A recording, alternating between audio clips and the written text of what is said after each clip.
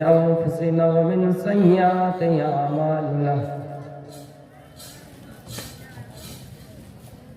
من يهده الله فلا مضل له ومن يضلله فلا هادي له وأشهد أن لا إله إلا الله وأشهد أن محمدا عبده ورسوله أما بعد فإن خير الحديث كتاب الله وخير الحديث هدي محمد صلى الله عليه وسلم وشر الأمور محدثاتها وكل محدثة بدعة وكل بدعة ضلالة أرسله بالحق بشيرا ونذيرا وداعيا إلى الله بإذنه وسراجا منيرا وقال النبي صلى الله عليه وسلم طلب العلم فريضة على كل مسلم اسٹیج پر بیٹھے ہوئے معزز علماء کرام، سامنے بیٹھے ہوئے بزرگوں، دوستوں، پردہ نشین میری ماں و بہن، آپ کے علاقے میں میری پہلی بار آمد ہوئی۔ جس وقت میں آ رہا تھا لوگوں کی بھیڑ ایسے منڈلا رہی تھی، ہم سوچے کہ شاید لاکھوں کا مجمع ہوں گے، لیکن جیسے وقت بدلا آپ لوگ بھی بدل گئے اور 10-15 منٹ کے بعد تاریخ بھی بدلنے والے ہیں۔ خیر، آپ لوگ علاقے میں آ کے مجھے سب سے بڑی خوشی یہ ہوئی کہ یہاں عالم باکثرت پائے گئے۔ مجھے ایسا لگ رہا تھا کہ صرف گھاٹ ہی نظر آ رہا ہے، باندھ ہی نظر آ رہا ہے، اور اس علاقے میں عالم کہاں سے پائے جائیں گے۔ لیکن بڑی خوشی ہوئی علماء سے مل کر، خصوصاً مکی صاحب سے بھی میری ملاقات ہوئی، قاری صاحب سے کئی دنوں سے مسلسل بات ہوتی رہی، اور اختر صاحب مفتاحی جو ہے، جن کو میں ایک استاد کی حیثیت سے جانتا ہوں۔ تو میرے بھائیوں، آج کا میرا پروگرام جو آپ کے سامنے ہونے جا رہا ہے وہ علم کے سلسلے میں۔ جانکاری بہت بڑی چیز ہے، ہمیں اور آپ کو ہر چیز کی جانکاری ہونا چاہیے۔ علم کا مطلب یہ نہیں کہ صرف ہم قرآن و حدیث کو جانیں، نہیں، علم کا مطلب یہ بھی ہوتا ہے کہ جانکاری کہ آج کون سا دن ہے۔ آپ سے اگر کوئی کہیں کہ آج کون سا دن ہے، آپ فوراً جواب دیں گے کہ آج جمعہ ہے۔ ایک مرتبہ ایک صاحب جمعے کی نماز پڑھ کے گھر آ رہے تھے، اور ان کی 2 بیوی آپس میں لڑائی کر رہی تھی۔ یہ اس کو تاڑ تاڑ کے پیٹ رہی تھی، وہ اس کو تاڑ تاڑ کے پیٹ رہی تھی۔ شوہر نماز پڑھ کے آئے، دیکھا کہ دونوں بیوی آپس میں لڑ رہی ہے، پوچھا کیا ہوا؟ ایک بیوی کہہ رہی ہے کہ صاحب میں کہہ رہی ہوں کہ بدھ ہے، دوسری بیوی کہہ رہی کہ نہیں جمعرات ہے۔ ان کو بڑا غصہ آیا، کمینے کم وقت، میں پاگل ہوں کہ میں جمعے کی نماز پڑھ کے آ رہا ہوں، تم بدھ اور جمعرات کر رہے ہو؟ اس لیے جانکاری ضروری ہے۔ اللہ کے رسول صلی اللہ علیہ وسلم نے فرمایا، طلب العلم فریضۃ علی کل مسلم، ہر مسلمان مرد اور عورت کے لیے علم کا سیکھنا فرض ہے، ضروری ہے۔ چاہے مسلمان مرد ہو یا عورت، ہر انسان کے لیے علم کا سیکھنا ضروری ہے۔ بوڑھے بچے، مرد عورت، تمام مسلمانوں کے لیے علم کا سیکھنا ضروری ہے۔ لیکن فوراً اعتراض کر دیں گے کہ علم صرف مرد کے لیے ضروری ہے، عورت تو سیکھ کے آتی ہے نا۔ ارے بھائی، ہم جیسے مرد اور لڑکے ہوں گے مدارس میں بیٹھ کر 6 سالہ 10 سالہ زندگی پڑھ کر علم حاصل کرتے ہیں، لیکن ہماری بہنوں کو پہلے ہی سے پتہ رہتا ہے۔ ایک مرتبہ کہیں ہم جا رہے تھے، ایک صاحب نے فوراً مجھے فون کر کے کہا کہ یہ کہاں کا مسئلہ ہے کہ ہم ایک عورت کی زبان سے یہ بات سنیں کہ کوا گاگ گاگ کر رہا تھا، اس عورت نے فوراً کہہ دیا کہ گھر میں مہمان آنے والا ہے، کیا کوئی ایسی حدیث ہے مولانا صاحب کہ آپ مجھے بتائیے؟ میں نے کہا ہو سکتا ہے انہی کو معلوم ہے، میں تو آج تک نہیں پڑھا، کوئی ایسی کتاب بھی نہیں ملی۔ تو یہ سب عورت سیکھ کے آتی ہے کہ کوا گاگ گاگ کرے جب، جن کو پتہ رہتا ہے کہ گھر میں کون آنے والا ہے، مہمان آنے والا ہے۔ ہاتھ میں گلاس رہے، وہ اگر انڈل جائے، وہ اگر الٹ جائے، جن کو پتہ ہوتا ہے کہ خطرہ ہونے والا ہے۔ میرے بھائیوں یہ چیز غلط ہے۔ اللہ کے رسول صلی اللہ علیہ وسلم نے فرمایا علم کا سیکھنا ہر انسان کے لیے ضروری ہے، اس لیے کہ جب آپ سفر کریں گے، یہاں سے لابھا اسٹیشن جائیں گے، وہاں پر 2 گاڑی اگر لگی رہے، ایک گاڑی کشن گنج کی طرف جانے والی ہے تو دوسری گاڑی کٹیہار کی طرف جانے والی ہے۔ میرے بھائیوں اگر آپ کے پاس علم ہے کہ یہ گاڑی کہاں جائے گی، تو آپ کو اگر کٹیہار جانا ہے تو آپ اسی گاڑی پر بیٹھیں گے جو گاڑی کٹیہار کی طرف جائے گی۔ لیکن اگر آپ کو معلوم نہیں ہے اور آپ اس گاڑی پر بیٹھ گئے جو گاڑی کشن گنج جائے گی، تو آپ کا علم، آپ کو اگر ناقص علم ہے، آپ کو جانکاری نہیں ہے، تو آپ کا ٹائم بھی برباد ہوا اور آپ صحیح ٹائم پہ کٹیہار نہیں پہنچ پائیں گے۔ اس لیے ضروری ہے کہ آپ اس دنیا میں دنیاوی تعلیم بھی سیکھیں اور آخرت کے لیے تیاری بھی کریں۔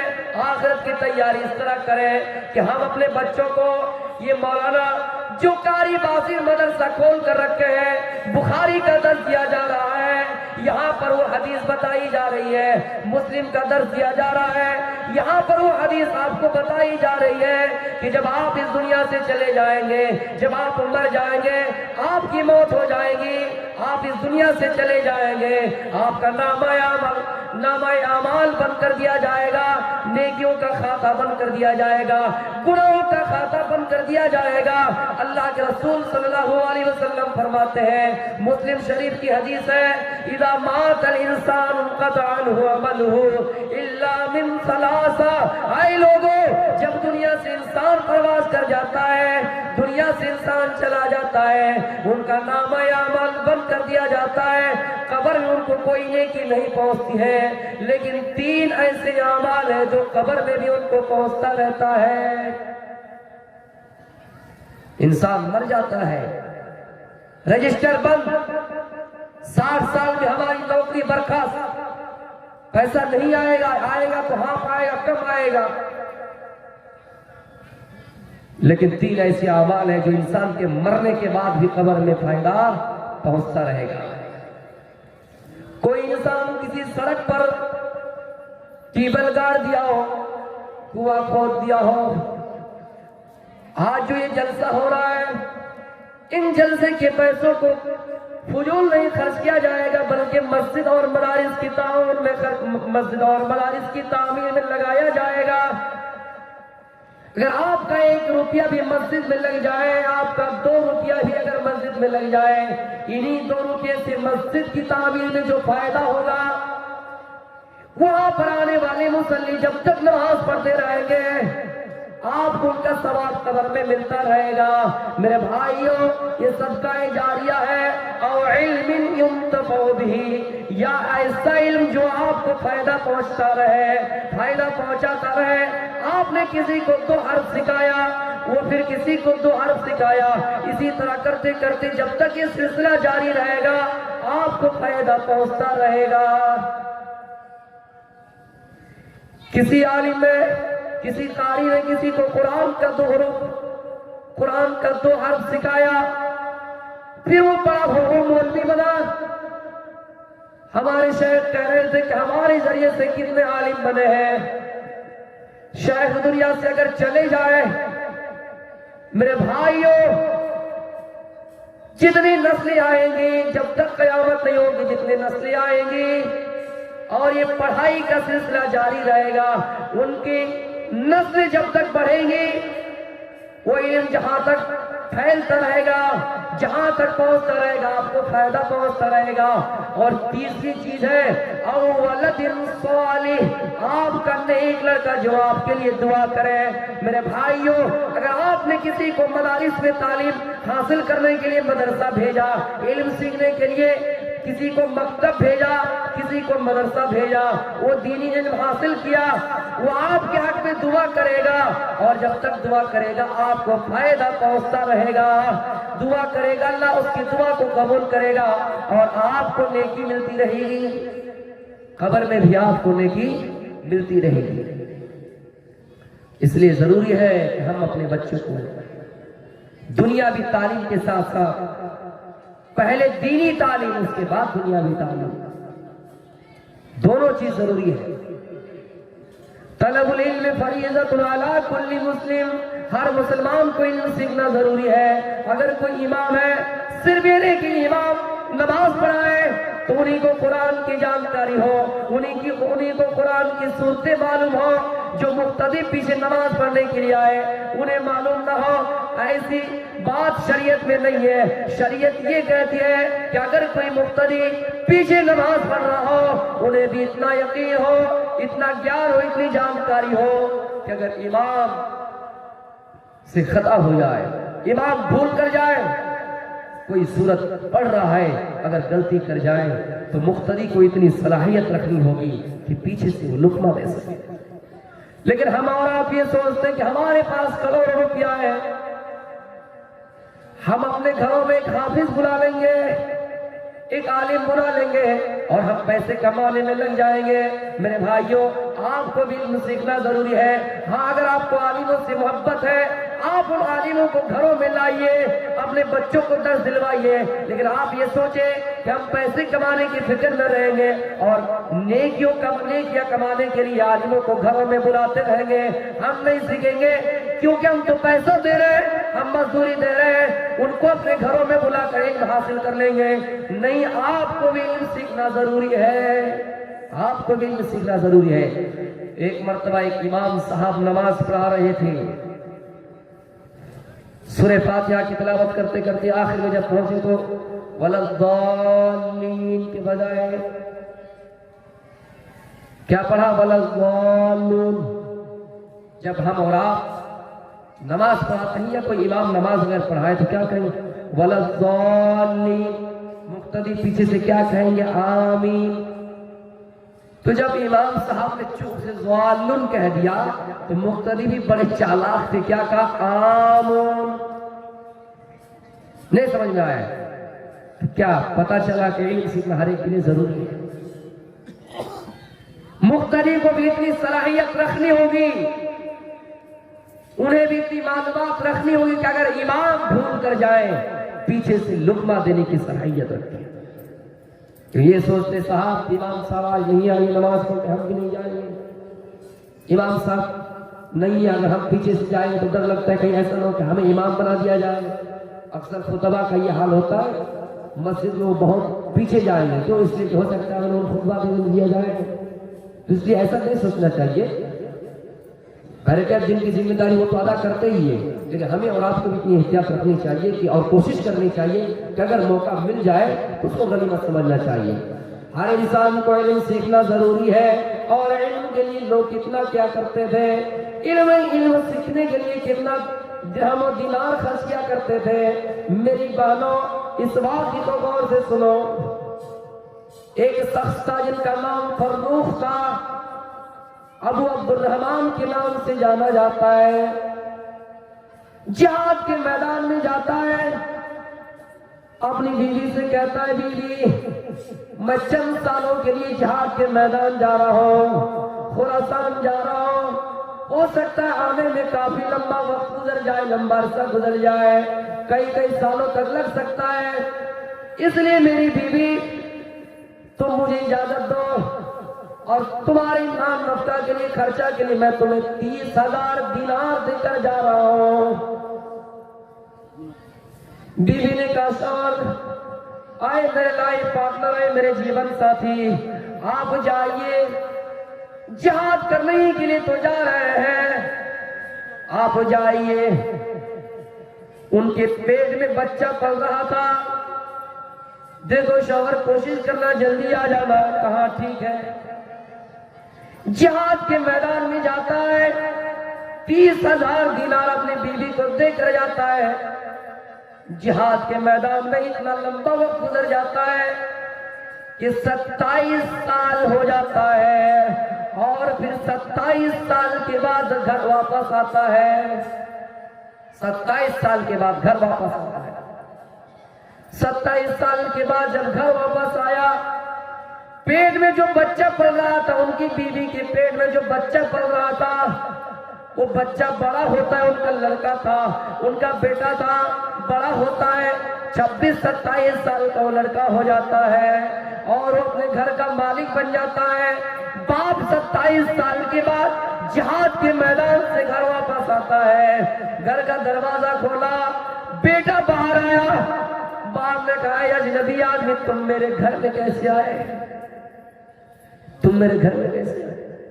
ان کو معلوم نہیں تھا، بہت عرصہ گزر گیا تھا، یاد نہیں تھا کہ بیٹا پل رہا تھا، بچہ پل رہا تھا.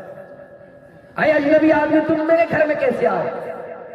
بیٹے نے کہا، الٹے چور کتوال کو ڈالے، یہ میرا گھر ہے، یہ میری ماں کا گھر ہے، اور مجھ سے پوچھ رہا میں اجنبی ہوں، تو کہاں سے آیا یہ بتا. باپ بیٹے کے اندر بحث و مباحثہ ہوا. ماں جلدی سے دوڑ کے آئی. ماں اپنے شوہر کی آواز پہچان گئی. اس زمانے میں موبائل نہیں تھا، ٹیلی فون وغیرہ نہیں تھا کہ فون پہ بتا دیا جائے کہ ہاں کٹیہار جو ہو تو جلا رہا ہوں، آدھا گھنٹہ کا سفر ہے، 1 گھنٹہ کا سفر ہے. آج کل تو کوئی اگر گلی میں ہے اور کوئی انگن میں، ہاں گلی میں آ گیا ہو. لیٹر ووٹر کا زمانہ نہیں تھا، یا پھر آ رہا تو بہت دیر سے آ رہا تھا. بیوی اپنے شوہر کی آواز پہچان گئی، دوڑتی ہوئی آئی اور اپنے بیٹے اور شوہر کے درمیان محائل ہو گئی. بیٹے سے کہا، میرا بیٹا یہ تمہارے باپ ہے جن کے بارے میں تمہیں قصے کہانیاں سنایا کرتی تھی. یہ تمہارے والد ہے جو تمہیں چھوڑ کر چلے گئے. جہاد کے میدان میں 27 سال ہو گیا اور 27 سال کے بعد یہ گھر آیا ہے. باپ بیٹا سمجھ گئے کہ یہ میرا باپ ہے. باپ کو بھی یاد آ گیا اور بیٹے کو بھی. باپ اور بیٹا دونوں آپس میں گلے لگائے. اب آگے سنیے کیا ہوتا ہے. شوہر نے کہا، ہے میری بیوی تمہیں 30,000 دینار میں دے کر گیا تھا، بتاؤ تم نے اس پیسے کو کیا کیا؟ بیوی نے یہ نہیں کہا کہ میں نے اس کو فضول کام میں لگایا، یہ نہیں کہا کہ میں فیشن میں اس کو لگایا، یہ نہیں کہا کہ میں شاپنگ میں اس پیسے کو خرچ کیا. بیوی نے ایک ہی جواب دیا، ارے میرے شوہر میں نے اس پیسے کو زمین کے اندر گاڑ دیا. زمین کے اندر گاڑ دیا. اچھا اے میرے شوہر، اگر میری اجازت ہو، اگر آپ میری بات مانو تو مسجد نبوی کہ دروازے میں جائیے، وہاں جا کر نماز پڑھ کے آئیے. جلدی سے وضو بناتا اور مسجد نبوی کے دروازے کھلنے والے دروازے میں پرویش کرتا ہے اور نماز پڑھتا ہے. نماز پڑھنے کے بعد ان کا بیٹا کھڑا ہوتا ہے. ان کا بیٹا کھڑا ہوتا ہے کس کے لیے؟ وعظ و نصیحت کرنے کے لیے کھڑا ہوتا ہے. بڑے بڑے علماء اس جگہ پہ بیٹھے ہیں، بڑے بڑے محدث اس جگہ پہ بیٹھے ہیں. بڑے بڑے محدثین کی مجمع میں، مجلس میں وہ آدمی اٹھ کر کھڑا ہوا اور درس دینے لگا. چہرے کو ڈھانپ لیا، اس لیے کہ پہلے بات ہو چکی تھی. اب اس کو پتا نہیں کہ یہ میرا بیٹا ہے. ان کو جو 27 سال کے بعد آیا، دیکھ رہا کہ تقریر کر رہا ہے، لوگوں کو درس دے رہا ہے. امام مالک ابن انس رحمت اللہ علیہ جیسے محدث اس جگہ پہ بھی بیٹھے ہوئے ہیں، بڑے بڑے لوگ اس جگہ پہ بیٹھے ہوئے ہیں اور اتنے بڑے مجمع میں وہ خطاب کر رہے ہیں، درس دے رہے ہیں. ان آدمی کو من ہی من میں سوچ پیدا ہو جاتا ہے اور من میں سوچنے لگتا ہے، کاش کہ یہ میرا بیٹا ہوتا. اے اللہ، اگر یہ میرا بیٹا ہوتا، کاش کہ یہ میرا بیٹا ہوتا، یا پھر میرا اگر کوئی بیٹا اگر اس کے بعد سے جنم لے تو میں اپنے بیٹے کو اسی طرح عالم بناتا. آپ کو بھی احساس ہوتا ہوگا، کوئی آپ کی محلے میں بڑے ڈاکٹر بن جائے تو آپ کو یہ احساس ہوتا ہوگا کہ میرا بھی بیٹا ہوتا، یا پھر ہوا ہے میں اس کو ڈاکٹر نہیں بنا پایا، یا میرا کوئی بیٹا ہوتا اس کو عالم بناتا. لیکن یہ چیز گزر جانے کے بعد ہوتا ہے، پہلے آپ کو یہ احساس نہیں ہوتا ہے. پہلے آپ کو احساس نہیں ہوتا ہے. وہ من ہی من میں سوچنے لگا یا اللہ میرا بیٹا اگر اس جگہ پہ کھڑے ہو کے درس دیتا, میرا بیٹا اس جگہ پہ اگر کھڑے ہوتے بڑے بڑے علماء کے سامنے قرآن و حدیث کی بات کر رہا ہوتا تو یہ میرے لیے کتنے فخر کی بات ہوتی. من ہی من میں سوچ رہا ہے, لوگوں سے پوچھتا ہے فلاں یہ کون ہے بتاؤ. لوگوں نے بتایا یہ فروخ کا بیٹا ہے. فروخ آپ کا بیٹا, مذاق کیوں کر رہے, میرا بیٹا ہے. چہرہ کھولا گیا, دیکھا کہ یہ میرا ہی بیٹا ہے. خوشی کے مارے جھوم اٹھ اللہ کا شکریہ ادا کیا. جلدی سے دوڑ کے اپنے گھر گئے, بیوی کو اپنے قریب بلایا. او بیوی میں نے تم سے پیسے کے بارے میں پوچھ کر غلطی کر دیا. او میری بیوی اللہ کی قسم فواللہ ما ضیعتہ, تم نے اس 30,000 دینار کو برباد نہیں کیا ہے. تم نے اس 30,000 دینار کو میرے بیٹے کی پرورش میں, میرے بیٹے کی تربیت میں لگا دیا ہے, فضول میں خرچ نہیں کیا ہے. 30,000 دینار جو چھوڑ کے گئے تھے نا, تو اپنی بیوی سے کہا بیوی بتاؤ تم نے اس پیسوں کو کیا کیا, کہاں خرچ کیا. تو اس کی بیوی نے کہا کہ جاؤ مسجد میں پتہ لگ جائے گا. جب اس کا بیٹا لوگوں کو درس دے رہا تھا جن کا نام ربیہ رحمت اللہ علیہ ہے, میرے بھائیوں اس کو احساس ہو گیا کہ میری بیوی نے اس پیسے کو فضول میں خرچ نہیں کیا ہے. ایک عورت ہو کر اتنا بڑا کارنامہ انجام دیا. آج کل کی ہماری مائیں اور بہنیں, بیٹا اگر مر جائے میرا سہارا کون بنے گا, کون کھلائے گا. شوہر اگر مر جائے نوحہ کرنے لگی ہمیں کون کھلائے گا. باپ مر جائے, بھائی مر جائے. لیکن اس زمانے کی عورتیں, شوہر چلا گیا 27 سال کے بعد فروخ گھر آیا, لیکن اس نے تربیت اپنی اولاد کی کس طرح کی کہ بڑا عالم بنایا, محنت و مزدوری سے اپنا پیٹ چلایا, لیکن اس پیسے سے اپنے بیٹی کی تربیت کیا. اور ایک حقیقت اور سچائی بتا دوں میری بہنوں, اگر کوئی اپنے بیٹے کو پڑھانا چاہے اس میں سب سے پہلا رول اگر کسی کا ہوتا ہے تو یہ عورت کا ہوتا ہے. کتنے ایسے ساتھی ہیں جو ہمیں اپنی داستان سناتے ہیں کہ مولوی صاحب میری ماں کے علاوہ مجھے کوئی پڑھانا نہیں چاہتا ہے, میرا باپ مجھے پڑھانا نہیں چاہتا ہے. باپ چاہتا ہے کہ میں, باپ جس طرح کماتا ہے میں بھی کماؤں. پڑوسی ترقی کر رہا ہے مال دولت میں, مکان بنا رہا ہے, بلڈنگ بنا رہا ہے.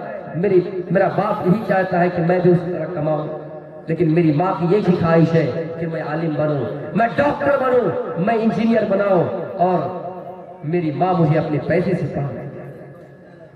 میری بہنوں سب سے پہلا رول اگر ادا کرنے والا کوئی ہے اپنے بچے کی تربیت میں, اپنے بچوں کی تعلیم میں, تو سب سے پہلا کردار اگر کوئی ہے تو آپ کا ہے. سب سے پہلا کارنامہ انجام دینے والا اگر کوئی ہے تو وہ خاتون, وہ مرد نہیں ہے. یہ سچائی ہے. ایک واقعہ بتا دوں, ایک مرتبہ ایک صاحب اپنے بچوں کو پڑھا ہی نہیں رہے تھے, بیوی سے روز گالی گلوچ, روز ڈنڈا لاٹھی, میں منع کر رہا ہوں, بار بار منع کر رہا ہوں تم اپنے بیٹے کو مدرسہ نہ بھیجو, نہ بھیجو. ایک دن باہر سے کام کر کے آیا, تھکا ہوا تھا, بیوی گھر میں جھاڑو لگا رہی, الماری سے ایک رزلٹ نکلا, رزلٹ میٹرک وغیرہ کا ہوگا, رزلٹ نکلا. باپ نے کہا اٹھاؤ اس کو, کیا ہے, اٹھایا, دیکھا کہ رزلٹ ہے, دیکھا اس میں 2-4 پرچے میں فیل ہے. باپ کو بڑا غصہ آیا, کمینے میں تم سے کہا کرتا تھا نا تم اپنے لڑکے کو باہر نہ بھیجو, دیکھو تمہارا لڑکا باہر میں جا کے کیا کرتا ہے. بیٹے کو بلایا, بیٹے نے کہا باپ ایک مرتبہ غور کر کے دیکھ لو اس رزلٹ پر, کس کا رزلٹ ہے. باپ نے جب چشمہ لگا کر دیکھا تو ان کا خود کا رزلٹ ہے, صدیوں پہلے الماری میں رکھا ہوا تھا. ماں نے جھاڑو لگایا, جھاڑو سے باہر وہ نکل آیا. تو ایسے باپ ہوتے وہ پڑھانا نہیں چاہتے تو نقص نکالنا چاہتے ہیں. جس طرح کچھ لوگ ہوتا ہے مہمان اگر گھر میں آ جائے اس کو پسند نہ آئے تو کسی طرح مہمان کے نقص نکال کر اس کو نکال دیتے ہیں. تو یہ سب سے پہلا اگر کردار کسی کا ہے تو عورت کا ہے. میری بہنوں سمجھ جائیے. آئیے علم کے بارے میں ایک اور واقعے کی طرف تمہیں لے کر چلتے ہیں. ہم اور آپ اچھی طریقے سے جانتے ہیں کہ کائنات کا آغاز اگر کسی چیز سے ہوا تو علم سے ہوا۔ آدم علیہ السلام کو سب سے پہلے انسان کا نام سکھلایا، اور اسی طرح جب اللہ کے رسول صلی اللہ علیہ وسلم کو نبوت ملی، 40 سال کی عمر میں آپ نبی بنے۔ ہندوستان کی تاریخ پر آؤں گا انشاءاللہ بس 15 منٹ میں۔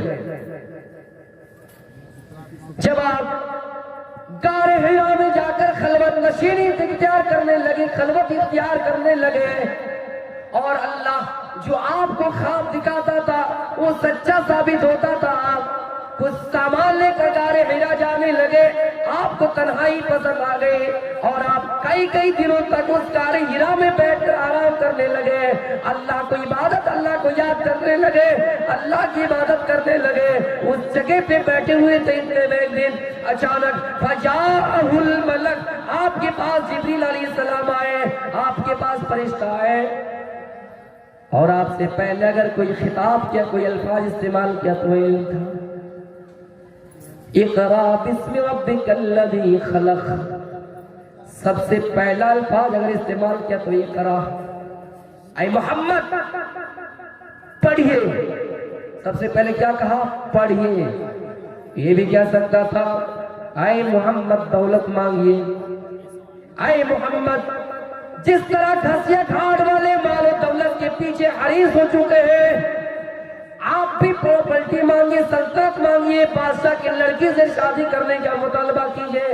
لیکن سب سے پہلے اگر کوئی الفاظ استعمال ہوا وہ علم کے بارے میں کہ اے محمد یہ خراب پڑھو، تو آپ نے فرمایا ما انا بقاری، ما انا بقاری، اے فلاں میں پڑھنا نہیں جانتا ہوں، اے فلاں میں پڑھنا نہیں جانتا ہوں، نہیں جانتا ہوں، میں امی ہوں، ان پڑھ ہوں۔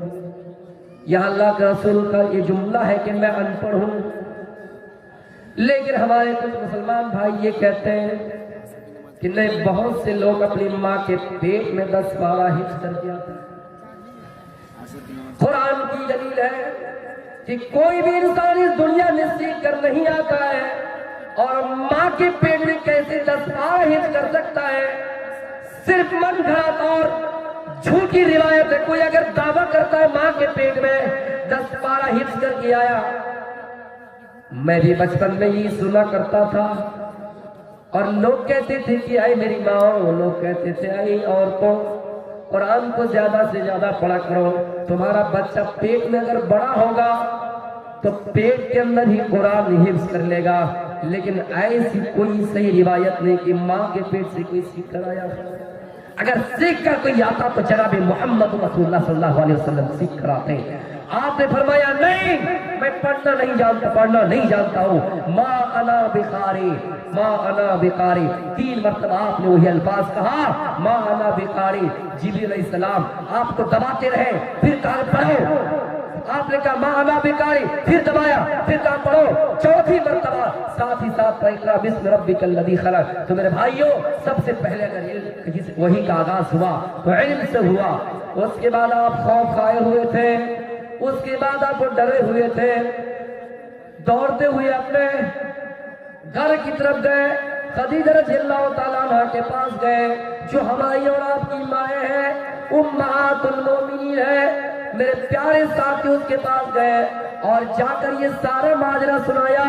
پہلے کہا زمیلونی زمیلونی، مجھے کمبل اڑا دو، مجھے کمبل اڑا دو، فزملوہ، آپ کو چادر اڑا دیا گیا، آپ کو کمبل اڑا دیا گیا۔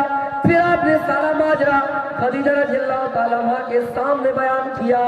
خدیجہ کا ایک ہی جواب، اے محمد آپ کے ساتھ اللہ بھلائی کرے گا، آپ کو اللہ رسوا نہیں کرے گا۔ خدیجہ رضی اللہ تعالیٰ عنہ نے آپ کو تسلی دلائی۔ لیکن اس زمانے کی ہماری عورت کی بیوی ہوتی کیا کہتے ہیں؟ کہا تھا میں گھسیے گھٹ مت جاؤ جلسہ سننے، راستے میں کچھ اگر پریشانی آ جائے، کوئی بائک ایکسیڈنٹ کر جائے، یا کہیں کسی کی چپل چوری، کچھ اگر معاملہ پیش آ جائے گھسیے گھٹ میں، تو گھر میں جا کے بیوی سے اچھی بات سننے نہیں ملے گی۔ یہ میرا دعویٰ ہے، تجربہ نہیں، لیکن جانتا اتنا ہو کہ آپ کو اچھی بات سننے نہیں ملے گی۔ بولی کہ منع کیا تھا نا کہ گھر سے مت جاؤ، لیکن اللہ کے رسول کو تسلی دلا رہے ہیں۔ خدیجہ رضی اللہ تعالیٰ عنہ تسلی دلا رہے ہیں کہ اے رسول، اس وقت رسول نہیں بنے تھے، اے محمد، اے میرے ساتھی، اے میرے جیون ساتھی، آپ کو اللہ رسوا نہیں کرے گا۔ اے محمد، آپ کو اللہ کیسے رسوا کر سکتا ہے جب کہ آپ یتیموں کے سروں پہ ہاتھ پھیرا کرتے ہیں، آپ کے بارے میں قریش گواہی دیا کرتے ہیں کہ قالوا ما جربنا علیک الا صدقا، قریش کی گواہی کہ آپ سچے بولتے ہیں، آپ ہمیشہ سچ بات بولتے ہیں، آپ کسی کی امانت میں خیانت نہیں کرتے۔ تو اے محمد، آپ کو اللہ کیسے رسوا کر سکتا ہے، آپ کو اللہ کیسے ذلیل کر سکتا ہے؟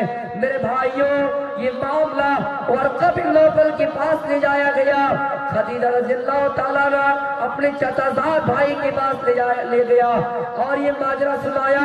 انہوں نے جو پیشین گوئی کی اور انجیل میں پڑھا تھا کہ اے محمد، آپ کے پاس وہی فرشتہ آیا تھا جو کبھی موسیٰ کے پاس آیا کرتے تھے، جو کبھی نبیوں کے پاس آیا کرتے تھے، آپ کو اللہ رسول بنائے گا، آپ کو اللہ نبی بنائے گا، آپ بالکل ڈریے مت، گھبرائیے نہیں۔ اس کے بعد ایک پیشن گوئی کیا کی، اس کے بعد 2-3 واقعہ بول کے میں ختم کروں گا۔ ایک پیشن گوئی یہ کی کہ اے محمد، جب تک میں زندہ رہوں آپ کی مدد کرتا رہوں گا، لیکن اگر مر جاؤں، اے محمد ایک بات یاد رکھنا، آپ کو آپ کی قوم اس شہر سے، اس بستی سے نکال دے گی۔ مجھے نکال دے گی؟ ہاں، پیشین گوئی تھی۔ تو آپ کو مکے سے نکالا گیا تھا کہ نہیں؟ پیشین گوئی کی تھی۔ کہا کیوں نکالا گیا؟ کہا اس لیے کہ جو بھی حق کی دعوت دیتا ہے، قرآن و حدیث کی دعوت دیتا ہے، ان کے ساتھ ویسا ہی معاملہ کیا جاتا ہے۔ کوئی بھی رسول اس دنیا میں آئے، کوئی بھی پیغمبر آئے، کوئی بھی رشی آئے، کوئی بھی منی آئے، کوئی بھی اوتار اس دنیا میں رسول بن کر آئے، ان کو لوگوں نے نکال دیا، ان کے ساتھ طرح طرح کا ظلم کیا گیا۔ اے محمد، ہم سب پڑھ لیا کہ صلی اللہ علیہ وسلم آپ کو بھی آپ کی قوم اس بستی سے نکال دیں گی۔ میرے بھائیوں، نبیوں کا سلسلہ ختم، رسولوں کا سلسلہ ختم ہو گیا ہے، لیکن عالموں کا سلسلہ بھی جاری ہے، عالموں کا سلسلہ جاری ہے۔ آپ دیکھ لیجئے ایسے عالموں کو، کتنا ایسے عالم ہے، بے قصور لوگوں کو جیلوں میں ڈالا گیا، جیلوں میں ڈالنے کی سازش اپنے ہی گھروں کے لوگوں نے ڈالنے کی کوشش کی، اپنے ہی گھروں میں۔ اس گھر کو آگ لگ گئی، اس گھر کی چراغ سے نفرت کے بیج بونے والے اپنے ہی لوگ تھے۔ بات یہ ہے کہ اس بیج کو بڑا کرنے والے، اس پودے کو بڑا کرنے والے غیر ہے، لیکن بیج بونے والے اپنے ہی لوگ ہیں، اپنے ہی لوگ۔ مخالفت اپنے گھر سے اٹھتی ہے۔ اس لیے میرے بھائیوں، ضروری ہے ہمیں اور آپ کو اس چیز کو سمجھنا۔ ہم جلدی سے کسی کے بارے میں حکم لگا دیتے ہیں، لیکن لگانا نہیں چاہیے۔ قرآن پڑھیے، قُلْ هَلْ يَسْتَوِي الَّذِينَ يَعْلَمُونَ وَالَّذِينَ لَا يَعْلَمُونَ، کہ جاننے والا اور نہ جاننے والا کبھی برابر نہیں ہو سکتا ہے۔ اس لیے جانکاری ضروری ہے، معلومات ضروری ہے۔ اگر آپ کے پاس علم نہیں ہے، آپ نیکیاں بھی کریں گے، لیکن وہ نیکی اللہ کے راستے میں قبول نہیں ہوگی، وہ قابل قبول نہیں ہے، مانی نہیں جائے گی۔ اس لیے تو اللہ کے رسول نے کہا تھا، فضل العالم علی العابد کفضل القمر لیلۃ البدر علی سائر الکواکب وان العلماء ورثۃ الانبیاء، کہ جانکار اور ناجانکار، ایک عالم کی مثال اور ایک عابد کی مثال ویسے ہی ہے جیسے چودہ رات کی فضیلت تمام ستاروں پر ہے۔ ایک واقعہ بتاؤں گا اس سلسلے، بہت مشہور واقعہ ہے، کئی جگہوں میں بتایا، آپ کو بھی بتا رہا ہوں۔ میری بہنوں، اگر آپ آئے تو آپ بھی اس واقعے کو غور سے سنیں، اور خصوصاً میرے نوجوان بھائی بھی سنیں۔ دیکھیے، آپ کے پاس عبادت کرتے ہیں، لیکن جانکاری ہے کہ نہیں کہ کتنی کرنی چاہیے۔ کچھ لوگ ہوتے ہیں اسلام کو بدنام کرنے کے لیے کہ اسلام میں صرف کہا کہ اللہ اللہ کرو، نماز کرو، روزہ کرو، نہ بیوی کی فکر ہے، نہ بچوں کی فکر ہے۔ نہیں، ایسی بات اسلام میں نہیں ہے۔ اللہ کے رسول صلی اللہ علیہ وسلم نے سلمان فارسی رضی اللہ تعالیٰ عنہ اور ابو دردہ رضی اللہ تعالیٰ عنہ کے درمیان بھائی چارہ کیا تھا، بھائی چارہ کا بھائی کر دیا تھا۔ ایک مرتبہ سلمان فارسی رضی اللہ تعالیٰ عنہ اپنے بھائی کے گھر آئے، اپنے دوست کے گھر آئے، دیکھا کہ دوست گھر میں نہیں ہے، ان کی بیوی گھر میں امت دردہ، ان کی بیوی کو دیکھا، اس حال میں دیکھا کہ کبھی بالوں میں کنگھیاں نہیں ہے، سروں میں تیل نہیں ہے، میک اپ وغیرہ کچھ نہیں کیا، اپنے شوہر کے لیے کچھ تیاری نہیں ہے، اس حال میں پڑا لگتا ہے ان کے شوہر نہیں ہے، ان کے گھر میں بیٹے نہیں ہیں، بچے نہیں ہیں۔ جس طرح کوئی عورت اس حال میں رہتی ہے کہ ان کے گھروں میں کوئی کسی سے کسی کا کچھ مطلب نہیں، سروکر نہیں ہے، اسی حال میں گھر میں وہ پڑی ہوئی ہے۔ جب سلمان نے اپنے دوست کی بیوی کو دیکھا، اپنی بھابھی کو دیکھا، فوراً سوال کیا، ماں شانو کی، آئی میری بھابھی، آئی میرے دوست کی پتنی، تمہاری ایسی حالت کیوں ہے، تمہارا حال ایسا کیوں ہے؟ ان کا جواب تھا، فَلَيْسَ لَهُ حَاجَةٌ، اے سلمان، میں میک اپ کس کے لیے کروں، میں پاؤڈر کس کے لیے استعمال کروں، میں بالوں میں کنگھیاں کس کے لیے کروں، میں سروں میں تیل کس کے لیے لگایا کروں، میں آرستہ و پارستہ کیسے رہوں، زیب و زینت کیسے اختیار کروں؟ اس لیے کہ میرے شوہر کو مجھ سے کوئی مطلب ہی نہیں ہے، اور جب میرے شوہر کو مجھ سے کوئی مطلب نہیں ہے تو میں کس کے لیے بن سوار کر کے رہوں، کس کے لیے سوار کر کے رہوں، میں کس کے لیے میک اپ کر کے رہوں، کس کے لیے خوبصورتی کا مظاہرہ کر دکھاؤں؟ آئے میرے شوہر کے دوست، اس لیے میں ایسا کر رہے ہوں، نہ سروں میں تیل لگاتی ہوں، نہ بالوں میں کنگھیاں کرتی ہوں۔ ان کو کچھ مطلب نہیں۔ اچھا ایسی بات ہے تو وہ کرتے کیا ہے؟ جواب ملا، اور رات میں نماز پڑھتے ہیں، دن میں روزہ رکھتے ہیں، زندگی بھر روزہ رکھتے ہیں اور پوری رات نماز پڑھتے ہیں۔ اچھا ایسی بات ہے۔ فَسَنَا لَهُ طَعَامٌ، فَجَاءَ ابو الدرداء ان کے گھر میں آئے اور دونوں کی ملاقات ہوئی، سلام کلام کیا، پھر کھانا پیش کیا گیا، کہا کھانا کھا لو، کہا انی صائم، میں روزے سے ہوں، میں نہیں کھا سکتا۔ میرے بھائیوں، دونوں نے عشاء کی نماز پڑھی اور پھر سو گئے۔ یہ سلمان دیکھنے کے لیے دیکھے یہ اپنی بیوی سے ملتا ہی یا نہیں۔